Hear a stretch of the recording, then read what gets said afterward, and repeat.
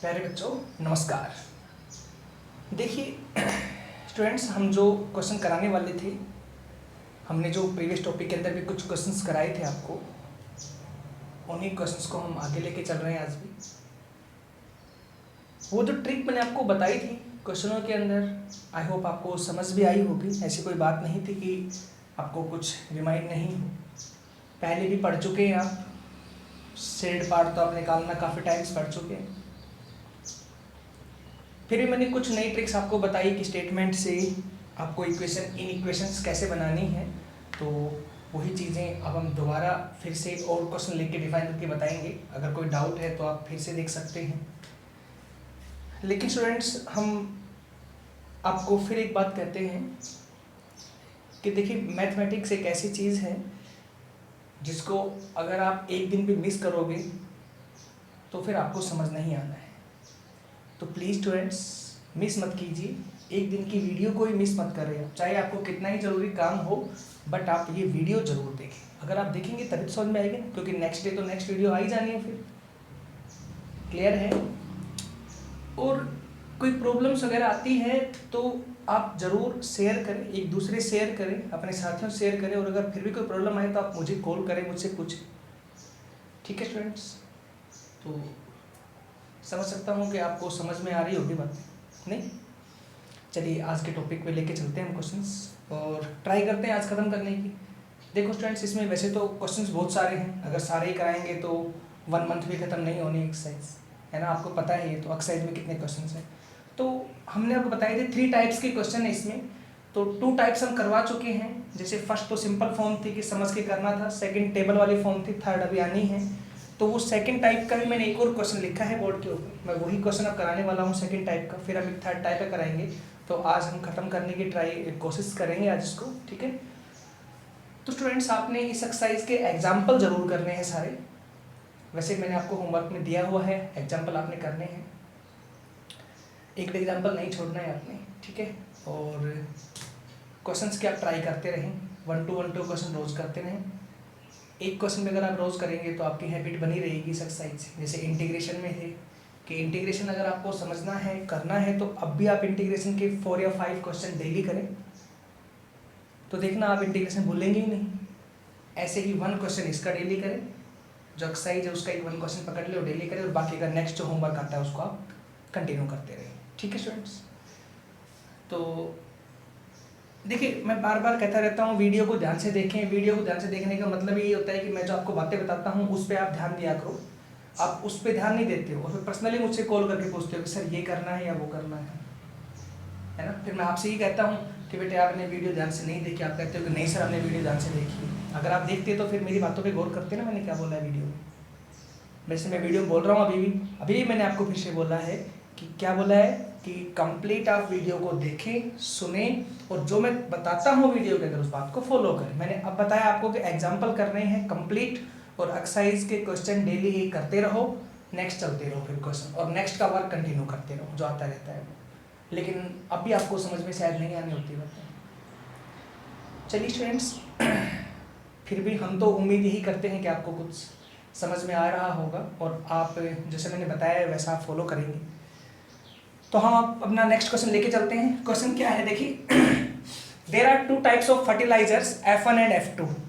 हमारे पास 2 तरह के फर्टिलाइजर हैं, F1 F2। पता है ना फर्टिलाइजर क्या होता है? खाद वगैरह होते हैं, है ना, जो हम मिट्टी में डालते हैं फसल वगैरह के लिए, ठीक है ना? नेम है F1 F2। F1 consist of 10% nitrogen and 6% phosphoric acid. F1 के अंदर 10% नाइट्रोजन है और 6% फॉस्फोरिक एसिड है। F2 के अंदर 5% नाइट्रोजन है और 10% फॉस्फोरिक एसिड है। After testing the soil condition मतलब अपनी जो अर्थ है उसकी या मिट्टी है उसकी जो कंडीशन है उसको चेक करने के बाद, ठीक है, मिट्टी को देखने के बाद पता लगा है, एक फार्मर को पता लगा है क्या सी नीड्स एटलीस्ट, वो लेडी किसान है, कोई फार्मर किसान होता है, सी मतलब लेडी आ गया वो, तो लेडी किसान है, नीड्स एटलीस्ट 14 kg नाइट्रोजन। उसे क्या चाहिए? 14 kg तो नाइट्रोजन चाहिए उसकी जो सोइल है उसके लिए, ताकि उसकी फसल अच्छी हो सके, ठीक है? इसलिए and 14 kg of phosphoric acid, मतलब उसे 14 kg तो नाइट्रोजन चाहिए और 14 kg फॉस्फोरिक एसिड चाहिए एटलीस्ट, कम से कम, ज़्यादा भी हो सकते हैं, फॉर हर क्रॉप, अपनी फसल के लिए, ठीक है। इफ F1 कॉस्ट Rs 6 पर kg, अगर F1 6 रुपए का मिलता है पर kg, F2 5 रुपए का मिलता है पर kg, तो determine how much of each type of fertilizer should be used for minimum cost, मतलब मिनिमम कॉस्ट के लिए बताना है आपने कि वो दोनों तरह के कितने कितने खाद ले, दोनों तरह कितने कितने फर्टिलाइजर लेके आए, ठीक है। तो देखो मान लेते हैं let x kg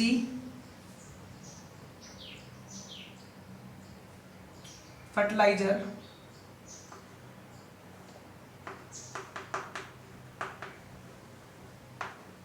F1 and y kg fertilizer F2 are used for our crop, मान लीजिए अपने फसल के लिए इतने वो यूज करेगी, ठीक है। तो अब बनाओ टेबल, मैंने कहा था ना बार बार कोई बात रिपीट होती रही तो वही नाइट्रोजन है और फॉस्फोरिक एसिड है, F1 F2 है, बार बार रिपीट हो रहे हैं, तो फिर क्या करोगे, इनकी टेबल बनाएं, ये F1 ये F2,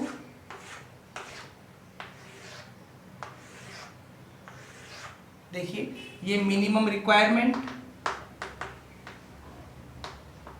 और यहां पे आ गया नाइट्रोजन, यहां पे आ जाएगा फॉस्फोरिक एसिड, और यहां पे आ जाएगा कॉस्ट, ठीक है स्टूडेंट्स। तो F1 के अंदर कितना है, F1 में 10% नाइट्रोजन है, हाँ तो F1 में 10% नाइट्रोजन, 10/100, देखो बता चुका हूं मैं सारी बातें पहले, तो थोड़ा शॉर्ट में लेके चल रहा हूं अभी। अच्छा F1 में फॉस्फोरिक एसिड है 6%, 6/100, F2 में नाइट्रोजन है 5%, 5/100, F2 में 10% फॉस्फोरिक एसिड है 10/100, और मिनिमम रिक्वायरमेंट 14 kg नाइट्रोजन की है और 14 kg फॉस्फोरिक एसिड की है, और कॉस्ट के लिए कितना आ गया, ये 6 और ये 5, ठीक है स्टूडेंट्स। देखिए बड़ा इजी क्वेश्चन है, आप सब समझ सकते हो, बस खाली मैंने बताया था आपको कैसे करना है पहले भी, जो मैंने कल आपको एक क्वेश्चन कराया टेबल वाला, मैंने आपको सारी बातें बता दी हैं सारी, बार बार रिपीट करने से कोई फायदा नहीं चीज़ों को, सीधा क्वेश्चन करता हूँ आगे। तो बताओ क्या निकालना है, मिनिमम कॉस्ट, उसके लिए मैं जेड मान लूँ, let cost given by Z, तो क्या हो जाएगा, minimum Z equal to cost कितनी होगी, 6x + 5y, क्लियर है, 6x + 5y, नेक्स्ट आएगा सब्जेक्ट टू कॉन्स्टेंट्स, क्या बनेगी first equation, 10/100x, 10/100x plus में 5/100y, और यहाँ पे 14 हो गया ना, 10/100 5/100y, और यहाँ पे बराबर 14, मिनिमम है तो ग्रेटर देन इक्वल टू, ये लो, क्लियर है। और नेक्स्ट बनेगी 6/100, 6/100x प्लस में 10/100y, और यहाँ पर भी ग्रेटर देन इक्वल टू 14, और लास्ट में x, y greater than equal to 0, बस हो गया सुन। यहाँ पे 100 एल्सियम लेके जाएं, 100 यहाँ एल्सियम लेके जाएं उधर, ठीक है। आगे सॉल्यूशन करना है, जब बनाएंगे टेबल तो पॉइंट थोड़े बड़े बड़े रखने पड़ेंगे आपको, ये नहीं कि 1 2 3 रख रहे हो, ऐसे रखना 100 200 300 ऐसे, तो इजीली सॉल्व हो जाएगा क्वेश्चन, क्लियर है। ग्राफ के अंदर पॉइंट जब कट होंगे तब ऐसे होंगे 100 200 300 400 100 200 ऐसे, तो इजीली सॉल्यूशन आपको मिलेगा, देखना स्टूडेंट्स, क्लियर है। तो चलिए मैंने आपको बता दिया है, देखो क्वेश्चन लिखने में काफ़ी टाइम लगा था लेकिन समझाने में कोई टाइम नहीं लगा है, क्योंकि छोटी सी बात थी जो बता दी मैंने आपको। टेबल वाले क्वेश्चन इतने ही इजी हैं जितने यहाँ पे दे रखे हैं, बस स्टेटमेंट को समझना है और आपको फिगर बनाना है, कैसे टेबल बना के सोल्व करना है। आई होप क्लियर हुआ होगा। चलिए एक क्वेश्चन और कराते हैं और फिर लास्ट टाइप लेके डिफाइन करेंगे इसकी, ठीक है स्टूडेंट्स, देखिए ध्यान से।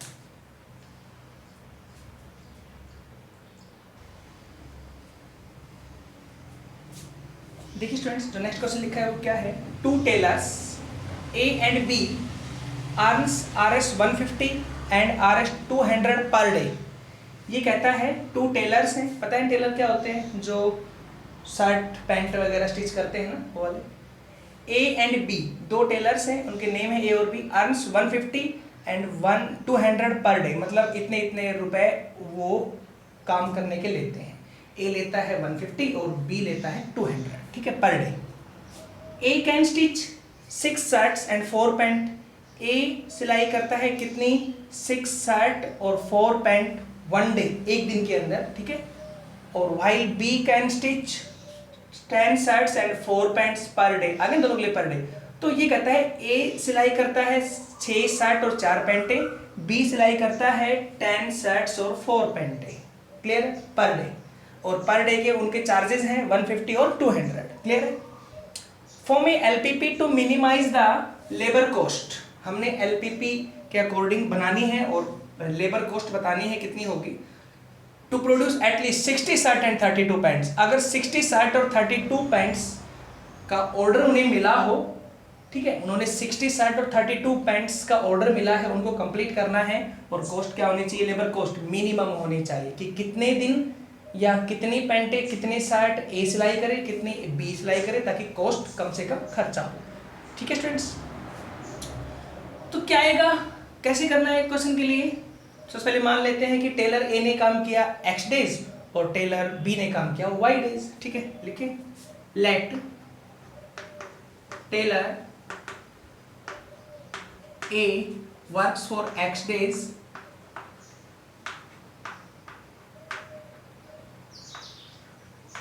and B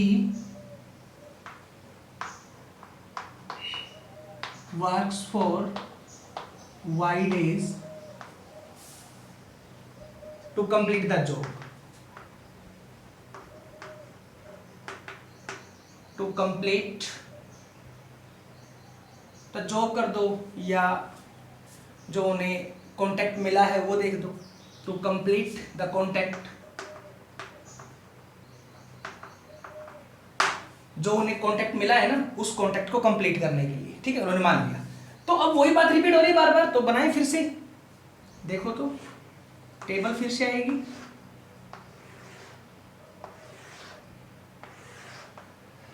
यहाँ तो आ जाएगा टेलर ए और यहाँ हो जाएगा टेलर बी, ठीक है, और यहाँ हो जाएगा हमारे पास एटलीस्ट है ना, तो मिनिमम आ गया, मिनिमम रिक्वायरमेंट लगा लो,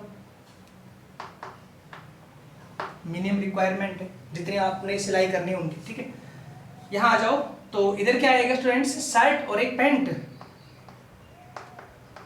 शर्ट्स और यहाँ हो जाएगा पैंट्स और यहाँ हो जाएगा उनकी कॉस्ट के अंदर। तो बोलो शर्ट में ए शर्ट कितनी, 6 और 4 पैंट है ना, 6 और 4 पैंट। बी कितने हो गया, 10 शर्ट और 4 पैंट, 10 और 4, और ऑर्डर कितने का है, 60 का, और यहाँ पे कितने का है, 32 का, ठीक है। तो find the labour cost, labour cost ऊपर से आएगा ना, देखो बोला अब कितने रुपए उनकी कॉस्ट, 150, 150 इसकी है और 200 इसकी है, ये लो।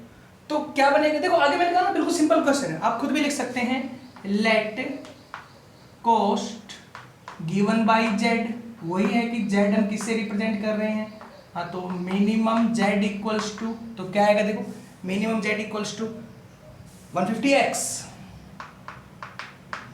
Plus 200y। पता है ना क्यों भाई, कॉस्ट तो यही है और यही मिनिमम होनी चाहिए, तो उसके लिए क्या होगा, 1 डे की फिर 150, x डे के लिए 150x, 1 डे की 200 और y डे की 200y, ठीक है। नेक्स्ट चले, सब्जेक्ट टू कांस्टेंट, तो क्या आएगा, पहला फर्स्ट ये बनेगी, सेकंड ये बनेगी, इजी से है। यहाँ से 6x प्लस में 10y और यहाँ पे हो गया 60 और ये मिनिमम है, तो ग्रेटर देन इक्वल टू हो गया। यहाँ पे आ जाओ, 4x प्लस में 4y greater than equal to, यहाँ हो गया 30 और x comma y greater than equal to 0, ये आंसर आएगा। समझ आया, चलिए नेक्स्ट डिफाइन करते हैं। तो स्टूडेंट्स इस तरह की टाइप्स हमारे पास हो जाएंगी क्लियर, कोई डाउट नहीं है। लास्ट चलते हैं, जो कि लास्ट टाइप के क्वेश्चन और खत्म करते हैं, फिर इसको लास्ट टाइप का 1 ही क्वेश्चन डिफाइन करते हैं, ठीक है स्टूडेंट्स, देखिए ध्यान से।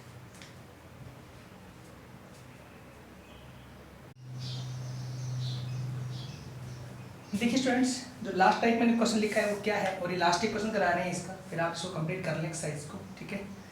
प्रॉब्लम आई तो मुझसे पूछ सकते हैं। देखिए next, a brick manufacturer has 2 depot A and B. Brick पता है ना, ईंट वगैरह बनाते हैं वो डिपो ना, हाँ, तो वो 2 डिपो हैं ए और B. With stocks of 30,000 and 20,000 bricks respectively, कि ए के पास 30,000 ब्रिक्स हैं और बी के पास 20,000 ब्रिक्स हैं, ठीक है। He receives orders from 3 builders P Q R, वो orders P Q R 3 builders हैं जो बिल्डिंग वगैरह या बनाने का काम वगैरह करते हैं, ठीक है। तो कहता है कि उन्होंने उनसे ऑर्डर लिया है पी से, क्यू से, आर से, किसने, ए और बी ने, कि पी को चाहिए 15,000 ब्रिक्स, क्यू को चाहिए 20,000, आर को चाहिए 15,000 ब्रिक्स, ठीक है। The cost in rupees of transporting 1000 bricks to the builder from the depot are given below, मतलब ये कहता है 1000 ब्रिक्स जब एक डिपो से बिल्डर के पास जाएगी तो उनकी कॉस्ट कितनी होगी वो दे रखी है नीचे। यहाँ पे क्या ऐसे टेबल सब गिवन है क्वेश्चन में आता, क्या टेबल है कि फ्रॉम ए टू पी, अगर ए से पी के पास 1000 ब्रिक्स जाएंगी, देखो ब्रिक्स है तो जाती 1000 में ही है, 1000 2000 3000 नहीं कि 1 ब्रिक्स जाएगी, ठीक है, ध्यान रखना ऐसे। तो 1000 ब्रिक्स गई ए टू पी, कि ए से पी पर 1000 ब्रिक्स गई तो 40 रुपीज का खर्चा है। ये नहीं कि 40 रुपीज की 1000 ब्रिक्स है, ऐसा नहीं बोला गया है। ब्रिक्स का जो रेट है वो तो दोनों का सेम ही है कि ए से लो चाहे बी से लो आप, लेकिन ट्रांसपोर्ट का खर्चा भी तो होता है कि उन जो वो ब्रिक्स है उनको लेके जाते हैं तो ट्रांसपोर्ट वाले भी तो लेते हैं उनको खर्चा अपना, है ना। तो वही खर्चा बोला गया है कि ए से पी पर जाएगी तो 40 रुपीज, ए से क्यू पर 1000 ब्रिक्स का है, ए से क्यू पर 20, ए से आर पर 30, ठीक है। बी से पी पर 20, बी से क्यू पर 60, बी से आर पर 40, ठीक है स्टूडेंट। जहां तक बताऊंगा सेट कैसे करना है। How should the manufacturer fulfil the order for cost of transportation minimum. तो देखो स्टूडेंट्स समझ में आया यहाँ तक क्या बोला है कि किस तरह से वो ऑर्डर को पूरा करेंगे कि मिनिमम कॉस्ट आए उनकी, मतलब ये है कि ट्रांसपोर्ट का जो खर्चा है वो मिनिमम आना चाहिए 1000 ब्रिक्स के लिए, ठीक है स्टूडेंट्स। तो एक और छोटी सी बात ध्यान सुनिए कि इनके अंदर काउंटिंग में देखिए कितनी कितनी ब्रिक्स हैं। तो ए और बी काउंटिंग मिला करके 50,000 और पी क्यू आर को 50,000 ही चाहिए, तो मतलब ये कि दोनों जो डिपो हैं वो खाली हो जाएंगे, एम्प्टी हो जाएंगे, ठीक है। सारी ब्रिक्स वहां से यहाँ ट्रांसफर हो जाएंगी। अब वो अपनी ब्रिक्स को यहाँ से यहाँ भेजेंगे कैसे, उसके लिए अब आपने सॉल्यूशन देना है, ठीक है। कितनी कितनी ब्रिक्स भेजें ताकि उनका जो मिनिमम ट्रांसपोर्ट का जो खर्चा है वो मिनिमम आए, ठीक है स्टूडेंट्स। करें सॉल्यूशन। तो एक बार आप डायग्राम से यहाँ समझ लीजिए, फिर बाद में सॉल्यूशन बताऊंगा लिखना कैसे आप, ठीक है। तो देखिए मैं diagram, A B P Q R, A और बी ये तो हमारे पास दो डिपो हो गए। ए के पास ब्रिक्स है 30,000, बी के पास है 20,000, ये पी, ये क्यू और ये आर। पी को चाहिए 15,000, क्यू को चाहिए 20,000 और आर को चाहिए 15,000, ठीक है स्टूडेंट्स। यहां तक ऐसे इसका डायग्राम बनता है कुछ छोटा सा। अब करना कैसे है वो देखिए आप कि ए से पी पर जो ब्रिक्स जाएंगे, मतलब ए जो पी के पास ब्रिक्स भेजेगा, मान लीजिए x 1000 भेजेगा, x 1000 सपोज 1000 को ऐसे नहीं कि ब्रिक्स 1 2 में जाएगी, काउंटिंग में जाएगी 1000 के अंदर ही। हाँ तो लिखा मैंने x 1000, ये यहां से यहां भेजेगा मान लीजिए y 1000 सपोज, हो गया, ठीक है। और अब यहां से यहां भेजेगा तो कितनी, तो ये नहीं कि z 1000 कुछ और मान लोगे, नहीं, a खाली होना है। तो a ने x 1000 यहां भेज दी, y 1000 यहां भेज दी, तो इसके पास क्या भेजेगा 30 माइनस x माइनस y 1000, नहीं तो देखो क्या भेजेगा यहां से 30 माइनस x माइनस y 1000, कि इतनी ब्रिक्स यहां से यहां भेज देगा और ये खाली हो जाएगा, एम्प्टी हो जाएगा यहां से। समझ आया नहीं आया कि इसके पास कितनी ब्रिक्स आएंगी। तो ये मत सोचना कि इसको कितनी भेजनी है, x और y की तो आपने वैल्यू निकालनी है कितनी कितनी आएंगी, तो अपने आप हो जाएगा फुलफिल की कितनी कितनी ईंटें भेज रहे हैं, मतलब ब्रिक्स भेज रहे हैं, ठीक है। तो समझ आया यहाँ तक कि कैसे फुलफिल किया है हमने वाली कंडीशन में। x और y हमने 1000 मान लिए और यहाँ पे इसमें से ये और ये लेस कर दिए, जितनी ब्रिक्स बची वो यहाँ भेज देगा, ठीक है। और 30,000 की 30 हटा के मैंने कंप्लीट 1000, इसके नाम का 1000, इसके नाम का 1000 बाहर कर 1000 ये हो गया। ऐसे करना है, क्लियर, क्योंकि x और y भी 1000 में है। चलो यहां से चलते हैं इधर। हाँ तो b यहाँ पे कितनी भेजेगा, तो देखो इसको चाहिए थी 15,000, है कितनी मिली, कितनी इसको x 1000, बच कितनी गई 15 माइनस x, वो यहां से भेज देगा b। हाँ तो ये बच गई 15 माइनस x 1000, हो गया तक? क्लियर है? अब आ जाओ, बी यहां से यहां कितने भेजेगा?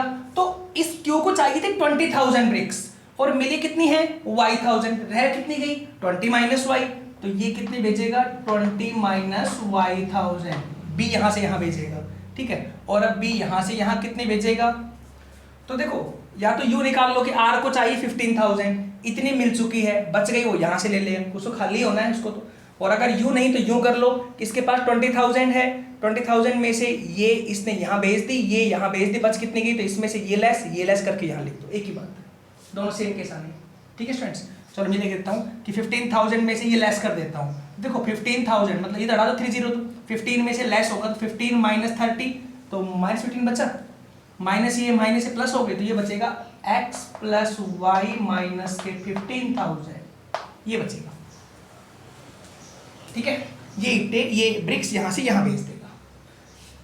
आई होप समझ आया होगा कि कैसे कैसे ब्रिक्स हमने सारी के सारी यहां से यहां ट्रांसफर की हैं। क्लियर है?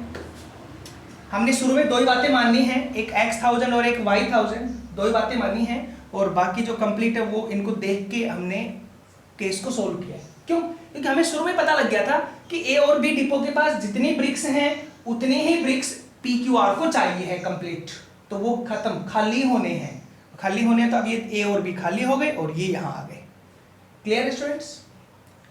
चलिए हम नेक्स्ट चलते हैं। अब जो इस लाइनों के ऊपर लिखा हुआ है वो सब ब्रिक्स हैं, ध्यान रखना, इसमें बनानी सिमिलैरिटी। लाइनों के ऊपर सारी ब्रिक्स और लाइनों के नीचे ट्रांसपोर्ट का खर्चा आएगा। कितनी कॉस्ट है? हाँ, तो ट्रांसपोर्ट कितना है? फ्रॉम ए टू पी कितना? 40। हाँ, तो ए से पी पर 40 पर 1000 है, ए से क्यू पर 20 नीचे आएगा, और ए से आर पर 30। और तो आपको सिमिलरिटी दिख रही होंगी, लाइनों के ऊपर ब्रिक्स, लाइनों के नीचे पर 1000 रुपीज। ठीक है, बी से पी पर 20 60 40 आएगा, 20 60 और यहाँ पे 40। देखो इस तरह से फुलफिल हो कंडीशन। आई होप समझ आया होगा कैसे किया है मैंने यहाँ पे। ठीक है, तो स्टूडेंट्स अभी लिखना कैसे है बताता हूँ आपको, इसको रफ कर देता हूँ, सोल्व कर देता हूँ। ये आपका लास्ट क्वेश्चन स्टूडेंट्स, ये लास्ट टाइप क्वेश्चन है, इस तरह के होते हैं, इनमें आपको ये कंडीशन मिलती है जो आपको दिखाई दे रही है यहाँ पर। ठीक है, ऐसे कंडीशन मिलेगी, P2R ऐसी टेबल बनी बनाई मिलती है, तो आपको समझ जाना है ऐसे होता है। इनके अंदर क्वेश्चंस पेट्रोल डीजल का भी आ सकता है, ऑयल वाला, ठीक है, और मेडिसिन का भी आ सकता है, ड्रग्स वगैरह होती है वो, कि यहाँ से वहाँ सप्लाई करनी है, कितने में आएगी, तो वो, तो इस तरह की हमारे पास बातें होती है, तो वो फिर आप सब इससे करोगे।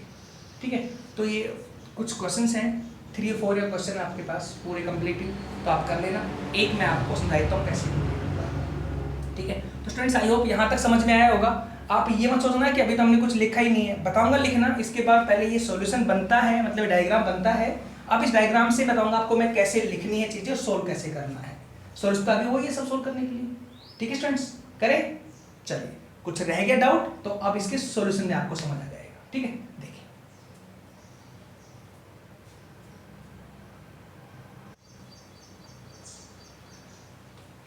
देखिए स्टूडेंट्स, लिखना कैसे आप देखो, ए ने कितनी ब्रिक्स भेजी हैं? x1000 पी के पास, तो क्या लिखेंगे आप? Let depot A transport x1000 bricks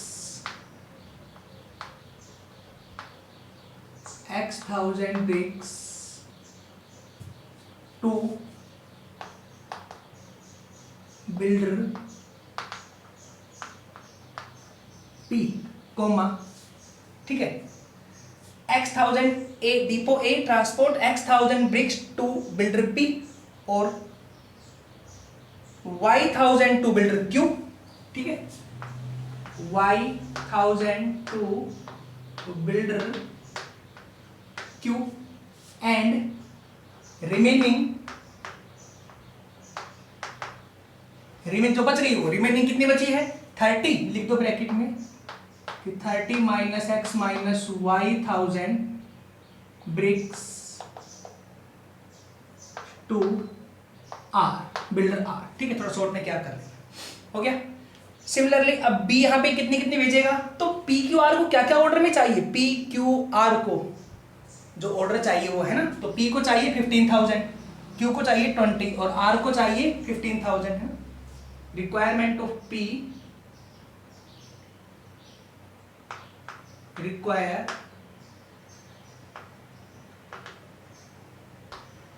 requirement of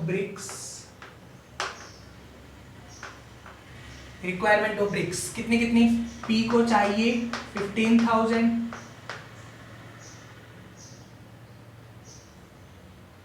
Q को चाहिए 20,000 और आर को चाहिए 15,000। यही हुआ कि पी को 15,000, क्यू को 20,000, आर को 15,000, ये उनके पास रिक्वायरमेंट है ब्रिक्स की। और कितने कितने मिल चुकी हैं, तो नाउ अब कितनी बच गई वो देखिए आप, देखो नाउ कितने मिल चुके हैं इसको, पी को मिल चुकी है डिपो ए से x,000, बचे कितनी 15 माइनस एक्स, ये रहा ना। हाँ तो बी कितनी भेजे किसके पास है 15 माइनस एक्स, तो क्या लिखोगे, now depot B transport 15 minus x,000 bricks to P, लिख लेना builder P, comma 20 minus y,000 bricks to Q and last क्या बचा x plus y minus 15,000 bricks to R. Statement clear है कि पहले मैंने सिर्फ लिख के बताया कैसे ऐसे बातें। अब चलें निकालना क्या है, मिनिमम कॉस्ट, मैंने वो रफ कर दिया यहाँ पे। मिनिमम कॉस्ट के लिए क्या बातें होंगी स्टूडेंट्स, वो देखिए आप ध्यान से। देखो मिनिमम कॉस्ट में, अच्छा एक छोटी सी बात यहाँ सुनना, रिक्वायरमेंट ऑफ ब्रिक्स लिखा है P इक्वल 15,000, Q 20,000, R 15,000। तो ये मत सोचना कि यहाँ A से तो ये मिल चुकी है तो इनकी रिक्वायरमेंट कम हो गई, नहीं, ये तो मैंने क्वेश्चन के अकॉर्डिंग लिखी है रिक्वायरमेंट की, क्वेश्चन की क्या रिक्वायरमेंट थी, ठीक है ना, वो तो मिल चुकी है, उन्हीं के अकॉर्डिंग मैंने लिखा है यहाँ पे कि नाउ, उसके अकॉर्डिंग किया है मैंने यहाँ पे, ठीक है। या ऐसे लिख सकते हो, नाउ आफ्टर